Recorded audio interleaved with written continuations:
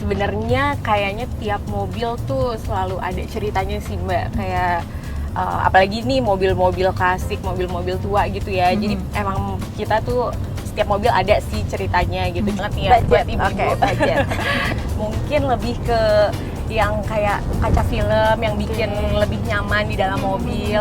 Itu udah jadi bagian dari industri otomotif sih. Kendaraan listrik tuh kan udah akan jadi bagian dari. Kita memang sangat mensupport ya mobil listrik ini gitu, dengan pajak yang pasti disupport dan kemudahan-kemudahan lain yang termasuk gage ya. Iya, Buat warga benar. Jakarta emang pengaruh banget sih ya.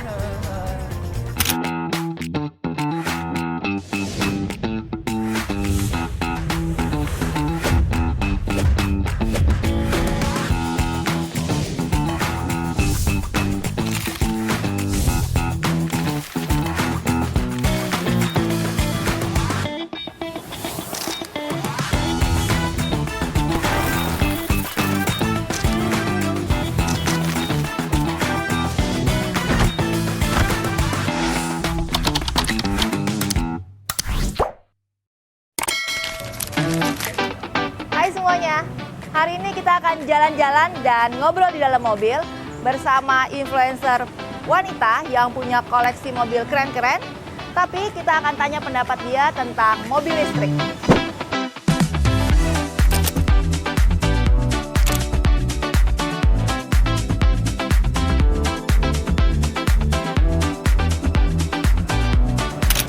Hai Raisa. Kita mau jalan-jalan dikit sambil ngobrol-ngobrol ya. Oke.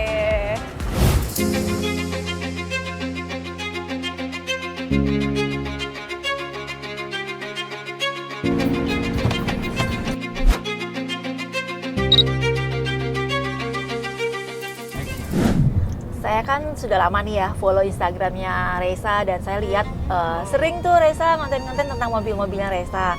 Nah, mau tanya nih, ada apa sih favoritnya sampai memilih mobil-mobil tersebut? Oke, sebenarnya nih ya Mbak, aku kalau boleh cerita, awalnya tuh justru karena aku ngeliat suami aku, dia tuh seneng banget ngerawat mobil. Setiap hari tuh kayak ada aja urusan permobilan. Terus lama-lama aku jadi ya keikutan lah, jadi kayak ngeliat dia prosesnya gimana sama mobil-mobil. Terus juga jadi mulai appreciate juga gitu kan ngeliat mobil. Dan emang semenjak kita tuh kalau pas sudah nikah punya anak, aku tuh nyetir tuh jadi me time-nya aku. Jadi ya udah, jadi tiap nyetir mulai deh aku sekalian, emang cewek kali ya suka ngonten. Jadi ya udah, jadi ya seperti yang Mbak Jadi itu Monita, memang iya. kontennya gitu ya.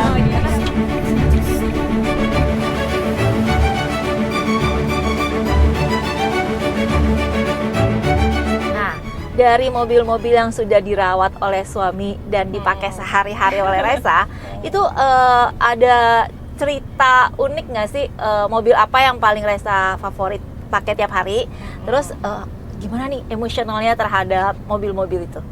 Sebenarnya kayaknya tiap mobil tuh selalu ada ceritanya sih Mbak. Kayak apalagi nih mobil-mobil klasik, mobil-mobil tua gitu ya. Jadi emang kita tuh setiap mobil ada sih ceritanya gitu. Cuma mungkin kalau yang paling emosional atau yang paling berkesan, yang Mercedes-Benz E320 yang wagon. Karena itu aku inget suami aku ngebangun mobil itu pas momennya tuh pas banget sama anak aku baru lahir.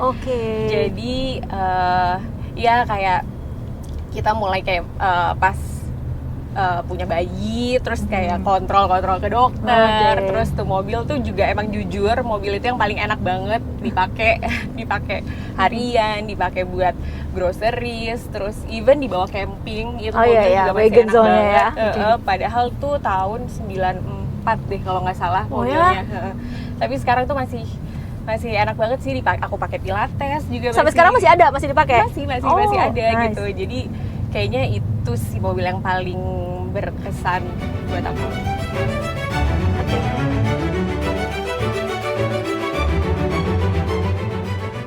Nah, sekarang kita mau ngobrolin perkembangan mobil sekarang ya. Kan sekarang mengarahnya udah ke listrik nih.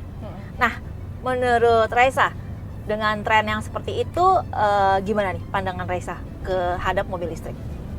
Oke. Ya sekarang sih juga kayak nggak bisa dipungkiri ya Mbak, kayak emang big industry sekarang juga arahnya udah ke sustainability gitu, dan emang kendaraan listrik teknologinya tuh juga emang udah berkembang pesat banget ya.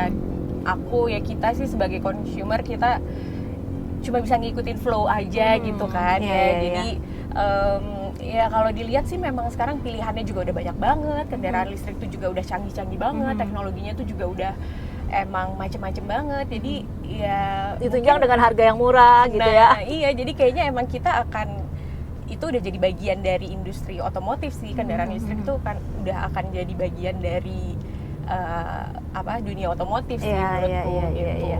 Iya, jadi memang konsumen ini juga kita harus mempertimbangkan TCO ya, total cost of ownership.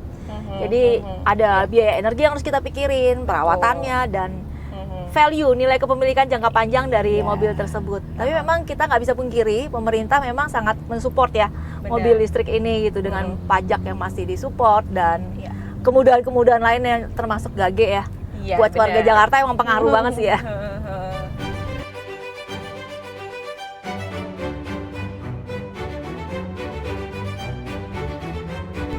Nah, sebentar lagi kan Gias nih. Oh iya, udah bentar lagi ya. Bentar lagi banget. Nah, kira-kira kalau di Giascon nanti bakalan banyak nih brand baru mungkin ada, atau brand lama juga yang launching mobil-mobil listrik yang baru juga ada. Nah, kira-kira Reza ada wishlist nih untuk mobil listrik? Ya, biasanya sih di Gias tuh juga suka banyak promonya kan Mbak. Nah, ada sih beberapa kayak naksir-naksir nih, pengen lihat beberapa mobil. Mungkin ya kalau misalkan mobil listrik tuh aku pasti akan ngeliat dulu kapasitas baterainya, tahan berapa lamanya tuh kalau untuk mobil listrik. Terus juga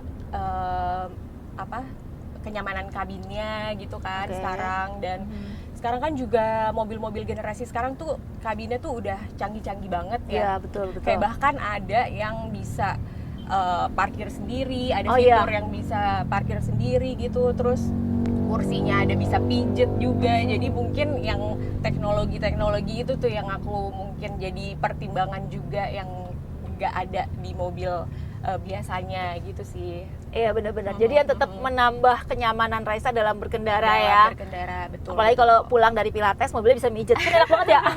Nganter jemput anak, macet-macet. Iya, kan, betul.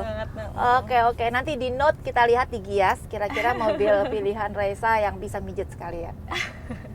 Nah, sekarang yang saya mau tanya adalah dari point of view seorang ibu nih, mobil yang nanti sebaiknya dipilih di Gias, yang menunjang aktivitas seorang ibu sehari-hari itu, tipsnya itu kriterianya seperti apa sih?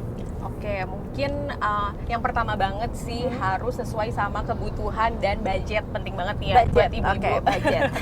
Ya, jadi kita pilih mobil jangan yang ngikutin tren aja gitu, jangan yang karena banyak yang beli itu kita juga ikutan, tapi harus yang jangan sesuai. FOMO lah ya pokoknya ya. Jangan FOMO, harus sesuai sama kebutuhan dan budget. Terus mumpung di Gias, puas-puasin test drive deh berbagai jenis mobil, ya kan, cobain test drive. Terus juga ya jangan terburu-buru deh memutuskan mau beli apa gitu kan. Gias kan lumayan ya, berapa hari kan? Iya, 11 hari loh. Gitu, jangan buru-buru gitu. Oke, tadi kan kita udah bahas nih gimana Raisa telaten merawat mobil-mobil Raisa, terus udah kasih tips untuk memilih mobil baru nanti saat di Gias. Nah, sekarang nih misalnya kita beli mobil baru, menurut Raisa apa tambahan aksesoris yang wajib dibeli untuk menunjang kenyamanan dari mobil baru tadi? Oke, kalau aku sendiri sih sebenarnya aku tuh kalau mobil nggak terlalu suka yang banyak aksesoris sih Mbak, tapi mungkin lebih ke yang kayak kaca film yang bikin lebih nyaman di dalam mobil, karena kan Jakarta tahu sendiri mataharinya ada 7 kan, panas banget gitu. Jadi Jakarta 7, Bekasi 9 berarti saudara-saudara. Jadi pengennya tuh di dalam mobil tuh nyaman, yang kaca filmnya tuh yang bisa menolak panas lah, karena aku juga kan bawa anak dan hampir aktivitas dalam sehari tuh mungkin lebih banyak di dalam mobil, lebih banyak di jalan ya. Gitu. Oke. Nah, benar. Berarti memang sebetulnya sih mobil yang kita beli dari showroom itu pasti sudah ada kaca film bawaan. Cuman bijaknya sebagai ibu-ibu pintar di Jakarta yang mengendarai mobil sendiri, itu memang kita lihat apakah kaca film bawaan dari showroom itu sudah memadai untuk menolak panas matahari yang tadi ada 7 tadi gitu loh. Makanya sebetulnya boleh banget nih pada saat gias sudah pilih mobil, datang ke booth Vikul di Pre-Function Hall 9. Nah, di sana bisa tanya-tanya juga kaca film apa saja yang sesuai dengan budget dan menunjang kenyamanan berkendara. By the way, aku juga ini dari tadi tuh podcast di mobil ini tuh adem banget Iya, loh. memang. Padahal matahari tadi ada 7, panas banget. Ini karena pakai kaca film Vikul. Oh, ini Vikulnya Vikul yang juga? yang Diamond Series. Ini yang Diamond Series. Oke. Jadi kaca depannya Vikul 40, sampingnya yang Vikul VIP. Jadi Dan memang aku juga di nyaman ya. rumah tuh mobil udah hampir Oh iya. semuanya pakai Vikul juga. Iya, dan Raisa memang suka yang bening-bening juga ya. Iya. Jadi memang ya. Selama ini memang kaca film Vikul terutama yang bening yang 40, 70 itu kode yang favorit ya. Memang yang paling sering ditanya orang dan memang akhirnya dibeli ya. Karena efeknya itu satu arah aja gelapnya. Jadi dari luar lihat ke dalam sulit, tapi kita lihat dari dalam lihat keluar kan tetap nyaman. Iya. Jadi jangan lupa datang ke booth Vikul di Gias Pre-Function Hall 9. Nanti di sana bisa konsultasikan kaca film Vikul yang terbaik untuk mobil Anda. See you. Sampai ketemu di Gias. Bye.